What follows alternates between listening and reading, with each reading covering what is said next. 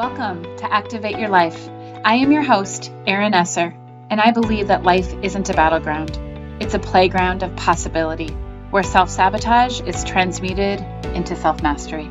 On this show, I share tools such as human design, astrology, inner child, and shadow work that help you disrupt your unconscious programming so that you can begin to experience the life that you desire. Don't forget to like, share, and hit the subscribe button to receive valuable information each week that will change your life. Thank you for joining me and welcome to the show. Welcome to the Activate Your Life show. I'm Erin Esser, and today I am here with Jillian Rifkind, and she is an acupuncturist and body worker, and she lives in the state of Washington, and she helps people with their past trauma and really working through from a body level as far as their vagus nerve, their nervous system, Chinese organ medicine, so many things. I'm probably saying that wrong, but plant medicine. There's so many things that she works with to really help people in their past trauma. And I'm so excited to have her on today to share some tools and the importance of really like regulating our nervous system, how we can do that, the importance of what is the vagus nerve and why do we need to understand that and what that is. And so that we can really repattern and reprogram ourselves and learn to reparent ourselves and move forward in our life so we can live a more satisfying and fulfilling life. So I'm really excited to have you here, Jillian. Thank you for being on the show. Welcome. Thank you. Thank you for having me on your show. I'm excited. Yeah. So if there's anything that I missed in the intro, I would love to have you, add that on. I know there's so many, I'm sure there's more. If you're anything like me, there's more to what you do than what an intro can really. No, that was a really great intro. And I will say Chinese organ massage, or it's actually not necessarily from China, but visceral manipulation is a technique developed by a French osteopath. And that is to help to regulate the nervous system and kind of bring us back to the state that we were in when we were in an embryological state. And our organs had this sense of migration with our lung system and with the cranial rhythms that move through the body, and also working with the nerve structures of the body and how kind of very similar to cranial sacral therapy, where using some supportive touch with the body to allow the body to use its own cranial rhythms to self-regulate and to self-heal. Wow. That's amazing. I love these kind of things and just the awareness that and the understanding that with a little bit of wisdom and knowledge in our body, like we can regulate ourselves. We have everything within us, to heal Are so ourselves. powerful. It just astounds me how resilient our bodies are and how much our bodies want to be in balance and to heal. And one of my goals is just to empower people to be able to listen and pick up on the messages that our bodies are giving us to really move back into our power and into balance. I really love that. I just got chills actually as you said that in the back of my neck and just kind of, I love that. So will you share a little bit about how you ended up, like, how did you get into this line of work? Like, what was it that, that got you to where you're at today? Well, I was definitely really interested in psychology at a young age. Growing up, I observed my brothers and sisters fighting and going through their drama. And so I started to develop this awareness and this perspective that only like a third child in a family of five, when you're not really able to get a lot of words in, you really have to try and be creative. And I just became a deep thinker that way. And so then throughout my education, I was really interested in, international studies, refugee and issues and mental health. And I did some internships with refugee resettlement agencies and with an organization that helped women who had been trafficked and in the prostitution industry, and helped them to have some kind of process of finding a job and rehabilitating and, cooking meals for them. And in that process, I worked with an acupuncturist, and she used these ear protocols which, we're talking about the vagus nerve today, and the ear it sits right on top of the vagus nerve. So it's very interesting that has such a profound effect on the nervous system. And that is designed to help resolve trauma. They actually came up with it to help. They were using it for surgery. They would in China, in Beijing, they were using ear acupuncture with electrical stimulation to help people go into surgery for anesthesia. And this one man, he was suffering from opium withdrawals, and they put the electrodes in and started the acupuncture, and he stopped having withdrawals. They were planning on taking out like part of his brain and like a lobotomy, and they ended up just treating him with acupuncture. So for withdrawals, for PTSD, for general stress. So working with this woman in San Francisco, I got to experience a group session it's called NADA, National Acupuncture Detoxification Association, is the North American association that utilizes these techniques to help people with their addiction. And I got to experience this, and working with mental health and all the work that I had been doing prior to that, I was like, I really want to help people in a way that they don't need to have drugs on board in order to support their body. So you're tapping into your own nervous system to help your body to recover from addiction and from trauma.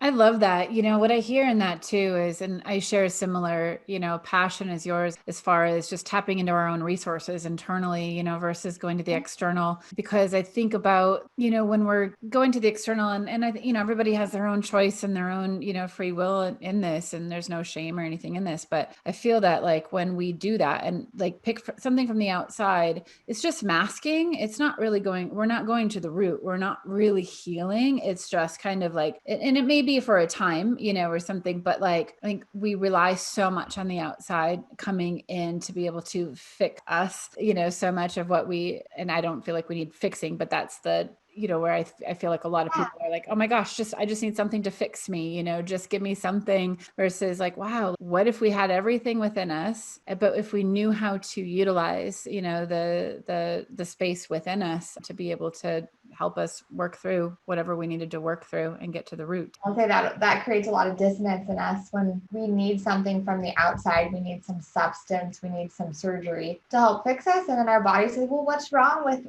I guess I won't continue to heal myself because that's, not needed right now. I'm not exercising that muscle of self-regulation.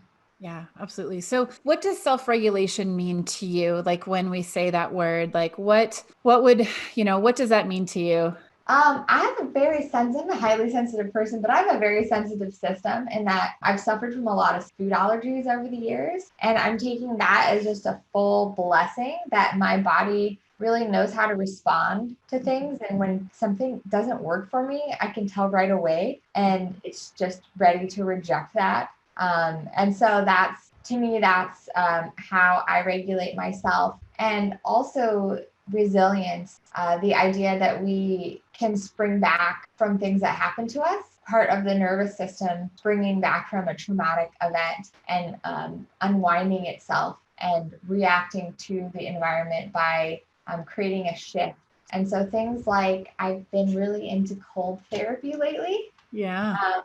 Everybody thinks that I'm crazy, and I'm, New Year's Day, I like dipped into a cold lake when we were in Montana and just got myself like, it really wasn't that bad, but just got myself that cold exposure because I know how the cold exposure can help activate the vagus nerve and help the body to switch back from sympathetic overdrive into parasympathetic a lot more easily. And it also, the cold exposure, one of my favorite ways to get cold exposure is just first thing in the morning, going outside in a t-shirt and going for a quick run. And, I'm working myself up. I can't quite do 20 minutes, but getting outside and feeling the elements on your bare skin and feeling that cold exposure, that can help to regulate a lot of your cellular processes and initiate cellular cleanup in your system. And so these things are the things that we did all the time and our ancestors did, and we didn't really think about it. But now we have such we can regulate our thermostat to the optimal level. We always have food. We don't need to fast very often. these things, I think, kind of take a toll on us over time, because our nervous system is supposed to protect us from major threats. And the idea, I think that the vagus nerve also has to do with fasting. It can also be stimulated by fasting.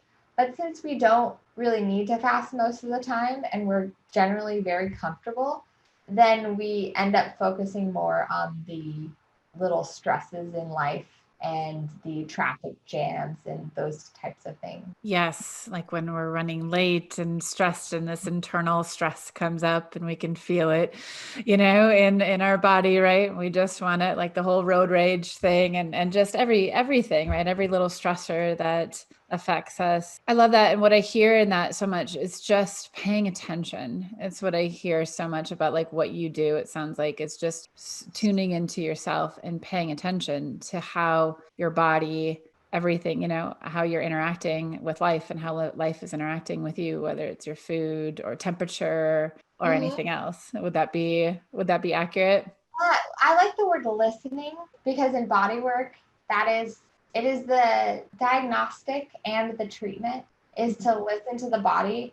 And when the body feels like it's being listened to and it feels like it's being heard and its rhythms are activated more fully, it creates a response that comes more from within than from the outside. I love that. Listening. Yeah. Slowing down. And we have to slow down to listen, don't we? Yes, I do a Qigong class, which has been one of the most amazing things for me, just to work with people. And now that we have seemingly access to working with people from around the world through different platforms, I have been having people come to my Qigong class and working with, I don't know if you're familiar with Qigong, but it's a Chinese energy movement. A little bit. And it involves like a lot of like clearing and detoxifying the energetic fields and just cleansing those and bringing and cultivating energy back into our core and connecting with the earth at the same time. And so the process of working with Qigong, I think it cultivates a lot of resilience and can be really, really supportive of our nervous systems too, but also the slowing down and the breathing and really asking ourselves to move more slowly. I feel that taps into what our nervous system is doing internally. And so we're kind of tapping into that really slow movements that our organs are already doing naturally. And so when we do move slowly, we really activate our nervous system in a different way. I love that. What is, for somebody listening to this and they're like, I don't know, do I need to, if they're asking themselves the question, how do I know if I would need to balance or regulate, my nervous system or vagus nerve or whatnot? How would you answer that question? I guess, how would somebody know if they need to regulate and to slow down and to and balance themselves out a bit? I mean, they probably already know, but I think we all do. I know I do too, but I'm just like, are you on some mountaintop in a temple and you're meditating and you're melting the snow around you? And even if you are that person, right, you probably still need to continue to work with your nervous system and to help to regulate it. But I will say that feeling out of balance, feeling trouble sleeping, feeling headaches, anxiety, heart palpitations, digestion is largely associated with how the nervous system works. We have this hierarchy, and we think of the brain as the control center, but really the brain actually receives more data from the heart than the heart receives from the brain. And with the vagus nerve, we intricately connect all of our organ systems to our brain, and so that our brain can listen to those changes in our organs and try and formulate a response to that. It's amazing. It's like miraculous, when you think about it. And I'm listening to you talk about how intelligent we really are when we slow down and start to listen. And like you said, we all need this to do this work. I find that so many people, and myself, included at times, it's like, we're like, oh, I'm fine. I'm fine. It's like the natural response, like, I'm fine. And, there's so many numbing agents out there, whether it's even stress, is one thing I found within myself is that my own stress level over years was like a numbing, a protective type of agent over myself of being able to really feel until I was able to start working through that and recognizing that and then getting deeper into the emotional awareness and understanding what was underneath that and working through that. And so there's just so many. I find that our body is so brilliant and amazing, and there's so many layers that we've put on over the years, and it's about releasing those layers and getting back to that core of who we are. So do you find that that's true too in the work that you do with the people that you work with? Absolutely, because I feel things, and people usually come in with things on the physical level. I have a client that I think that brought me toward the realization that, oh, this is what I do best, is to help with people working with their trauma, especially childhood trauma. But she came in for back pain. And we worked with the back pain. We got good results with the back pain. The reason that she really was coming in to see me was to support the inner child and to support that unraveling. And so, yes, there are things that are happening on a physical level, and there are things that are happening on an organ level and an energetic level.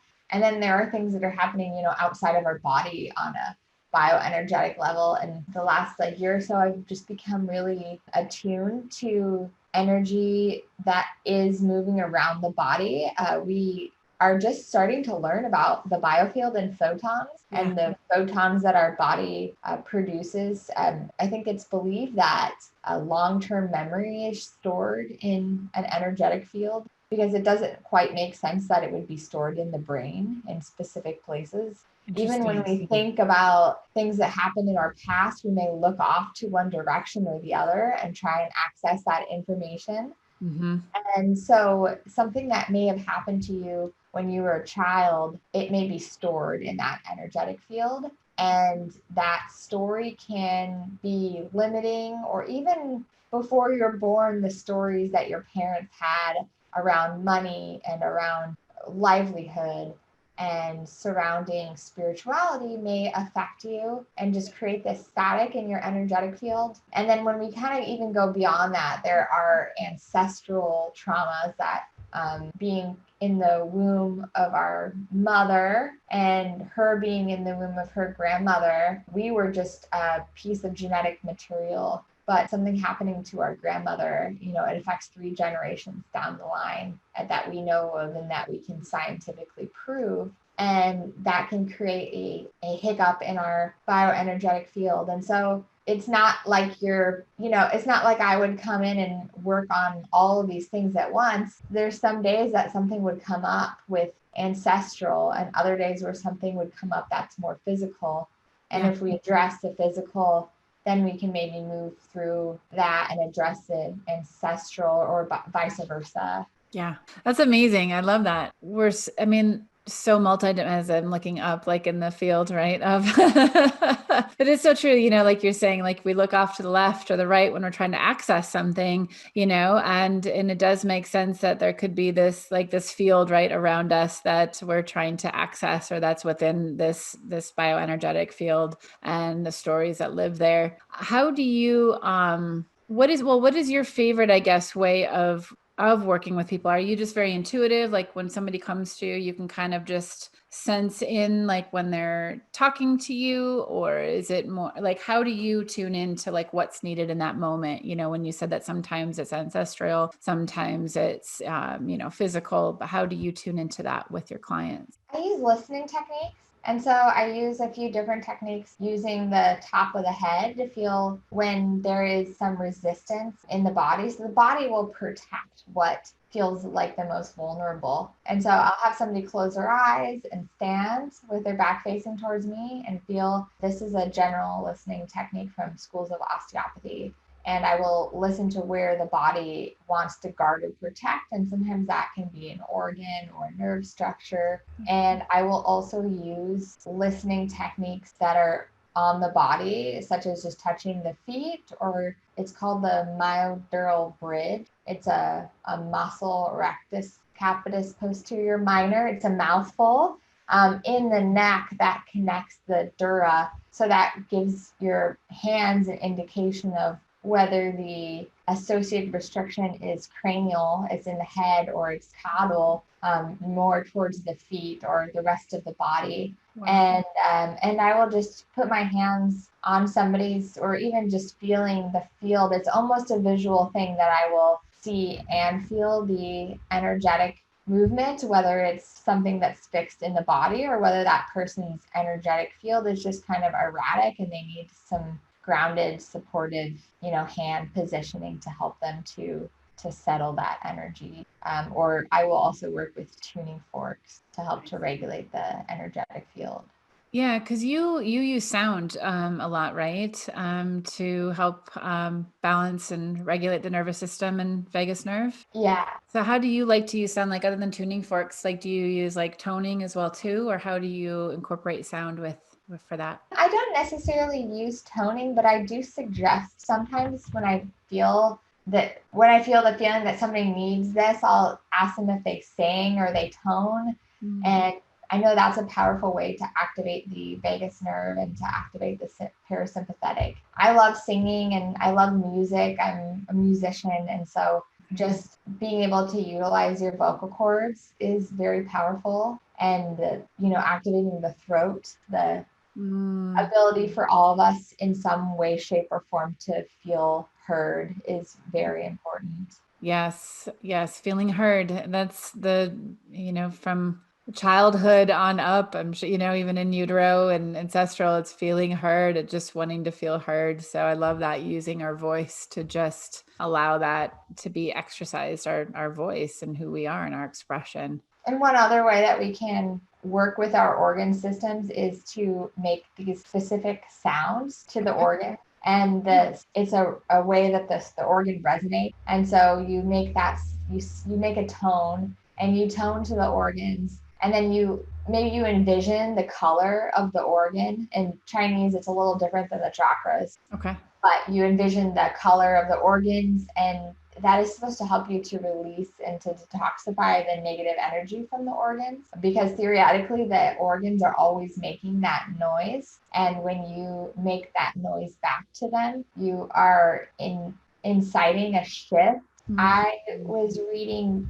Bruce Lipton's Biology of Belief. Yeah. And he said that every cell has a tuning fork in the cell membrane in which it interfaces with the environment. Our cells have an intricate relationship with the environment that they're around. And so that's a very important part of our understanding of genetics. Wow, that's amazing. So each organ, is it a certain like frequency that you can like tune to, or like how does that work? Like could you give an example of like what that would look like? Well, in the there's so many systems. In the Chinese system, there are specific sounds that you tone to the organs. Okay. And I'm sure they are associated with specific frequencies. I don't know off the top of my head what frequency is associated with them. I know there's all kinds of, if you look on YouTube, you can find all kinds of videos of how to activate your heart chakra with this frequency.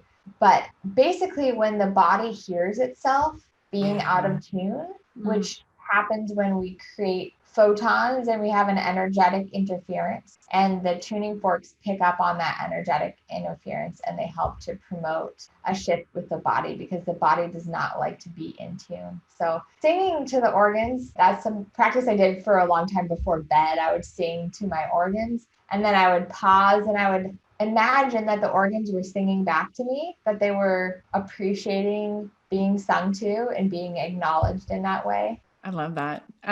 Like what other tools do you use or do you recommend for, people to help them balance out? I think gratitude is very powerful. And so one of my practices, it's not my practice, it's an ancient Chinese practice, but it's called smiling and thanking your organs. Yeah. And so you just smile and you thank your organ for the vitality that it brought you. And for me, that's allowed me to really delve into the psychological aspects of some days there's a sense of rejection, perhaps in my heart, or some days there's a sense of impatience in my liver. and being able to acknowledge those aspects of myself and just fully understand that as sort of a meditation. So I think that's really great. I can give you some resources for that in the show notes. I have a video of me doing this practice, and also just gratitude in general.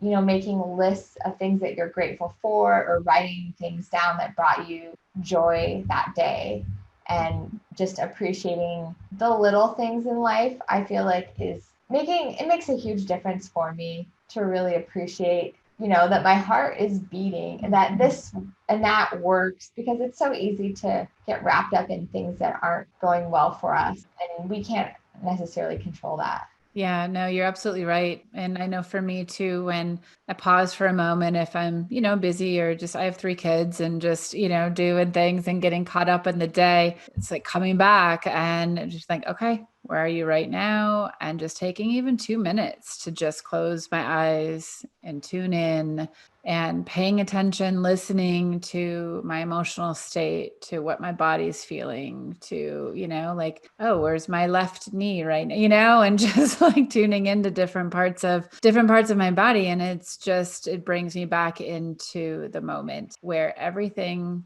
is beautiful and everything is, it's just is, comes back to the just is, versus, looking out to the future, thinking back to the past. So it is powerful. The simplest things I'm finding over, the work that I do too, the simplest things are usually the most powerful shifts when we allow that to happen. Hey, this is Erin Esser, and I really hope that you are enjoying this show. I wanted to ask you this question. Imagine what your life could be like if you knew your purpose. I work with astrology and human design as tools of activating your life. I'm able to pinpoint specifically where in your life are your challenges and limitations, and then also be able to pinpoint where your dharma is, where your freedom is, where your liberation is, what your purpose is in this lifetime. For more information on my karma to dharma readings that dramatically shift people's lives, head to my website, erinesser.com, or you'll find the link below. Now back to the show. And I will say that the magnetic frequencies of the earth, I think it's about 0.1 hertz that it resonates with. And when our heart is in a state of coherence, it's in alignment with that frequency. Mm-hmm. And so we can think about just putting our bare feet on the earth and connecting with the planet, and how that can help to bring us into alignment with the earth, or thinking about a loved one or a pet or something that we just really appreciate from our heart space, can really bring us into a state of balance. And then that can bring us the resilience that we need to handle the situations that come up for us throughout the day that we struggle with sometimes. I love that. And I know that you had mentioned too that you work with plant medicine too. If you want to talk about it, what types of plant medicine do you love working with, and that have you found to be beneficial to help regulate and, heal past trauma and work with us the best way? Well, I'm a Chinese herbalist, and so I've been working with using Chinese herbs to help people to shift patterns. The Chinese herbs, they work with the different flavors, and those flavors work with the different organs. And I also work with just nutritional supplements and some Western herbs as well. I really like ashwagandha. That's been really helpful for me with helping me to sleep and helping me to overcome adrenal fatigue. And then other interesting things like working with desiccated organs, such as adrenals, or ox bile has been one that's been really helpful for me for digestion. Ox bile? Okay. Yeah, so that's something that's been traditionally eaten. They would actually eat it right away. They would harvest it after their kill, and it was just like the delicious, the fats that would help you break down the other fat. It's really good for people who have issues with producing bile, or who have maybe had their gallbladder removed. And it helps you to, to get the bile in your system that you're missing. And that helps the rest of the digestive process by getting your body to produce pancreatic enzymes. That's really interesting. I know I used to work a lot with different organ meats, liver, things like that. Especially when my kids were little and like desiccated, like it was like through nourishing traditions. I would, Yeah. yeah. So I followed her, Sally Fallon. She would come in. I would listen to her talk and like the cookbook and Weston Price, all of that. And so I know Oh, there's I'm jealous. I love all of those people. yeah. Well, I know my son, he's 11 now, but when he was just a baby, I had to like supplement like formula. And I know like I don't want to do like the regular formula. And so I used like their recipe for the homemade, that has all the good nutrients, is, second best to mom's, milk, but had to supplement with that and did a lot of that. Did a lot. Yeah. I still have her cookbook, or well, it's not hers, but I still have that nourishing. It's huge. We make kimchi out of it and so many different things, out Have of you heard it. of So her new book? what's that? Have you heard of her new book? I haven't. No.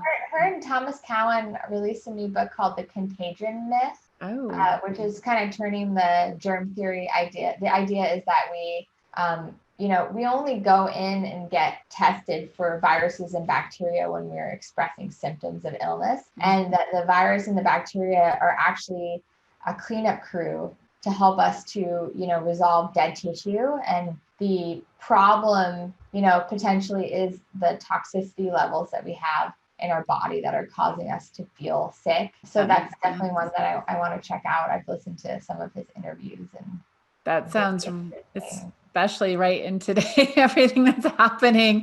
That yes. sounds like it's a very interesting read and very necessary to really explore. Absolutely. Yeah. Yeah. She's brilliant. I used to live I'm from South Dakota originally. And so she came to South Dakota to speak probably 10 years ago, maybe, or so now. I've been in North Carolina for about 5 or 6 years now. So it was before then, but yeah, it was great. It's just really good foundational, nutritional, good stuff that you're not going to hear right outside of outside of that in any kind of mainstream. Absolutely. I mean, we have the power to heal ourselves. And if we get back to the farm and the things that we naturally had access to, we really can do a whole lot. Absolutely. And, going back to simplicity, I mean, simplicity, that is simplicity right there. And it's like we've made everything so complex and confusing and overwhelming that taxes our nervous system. That taxes just, I don't believe that we were ever really designed, like we can handle all of these things, but I don't know if we were ever really designed to be optimally, I don't know if I'm saying that correctly, but like to be optimal in the environment that we're being constantly bombarded, with just so much. And, you just everything that keeps coming out and things are going faster and faster and quicker and quicker. Yeah. And even this is another rabbit hole that we didn't get into, but electromagnetic frequencies. We acknowledge that our heart has even up to 10 feet of influence on the electromagnetic field, but yet we are constantly using Wi-Fi and 5G and having these disturbing frequencies that are kind of interrupting how the earth frequencies, the native EMF that we're supposed to be experiencing, is kind of lost in that process. Yeah. And our own connection with that earth, with that, like you're saying, putting our feet on the earth, and when we're hooked up all the time to, and, in bathing in these frequencies that aren't, these natural things, it's something definitely to pay attention to and to listen. I'm very sensitive to EMF. Can't eat when I'm in, there's just so many, yeah, I think a lot of people are more sensitive than what probably realize they are, but we've gotten numb to all these things. We've gotten used to it, and when we get out of that for a while and then come back in, it's like with smells and scents, even, like I used to wear perfume all the time, like growing up or like high school and like in my early 20s. And then, once I lived in Seattle and kind of got into more health issues and things like that, and learning more and going away from different perfumes and things. And then I remember being in a department store one day, and the woman was like outside of it and just spraying these perfumes. And I remember getting so sick and I had this headache, and it was like, this is not like, once we separate ourselves and just, coming back to what is organic and real and nature, we start to like have this reaction, a new relationship with the artificial and with things that aren't really natural to us. So it's interesting. So, well, thank you, Jillian, so much for being here today. And I mean, I would love to, well, I wanted to ask you too, if somebody's interested in working with you or like finding more your information, because I know you have a Chinese medicine organ type. I think you have like an offer or a freebie or something like that with that. So I would love to be able to have you share wherever people can find you or find more information on everything that you're talking about and what you do. Yeah, my website is joypointclinic.com. So the easiest way to work with me would be to fill out a contact form, and that will go just directly to my inbox. I also have the social media, Instagram and Facebook handles, Joypoint Clinic. And yeah, there is a quiz that is available to figure out what Chinese medicine organ type fits you. So what organ in your system could use the most support. I love that. I'm definitely going to take that because that's super interesting. So thank you. And we'll have all that information too in the show notes too for everybody. But I just thank you for being here and sharing your wisdom. And I know we just touched the surface of so many things, but we'll get people curious and looking. So thank you so much. Yeah, it's great speaking with you. Yeah, thank you. Thank you for joining me on today's show. To learn more about Activate Your Life podcast and my YouTube channel, just go to erinesser.com. Download the free gift at erinesser.com/healthy-boundaries. That is all for now. We'll see you next week.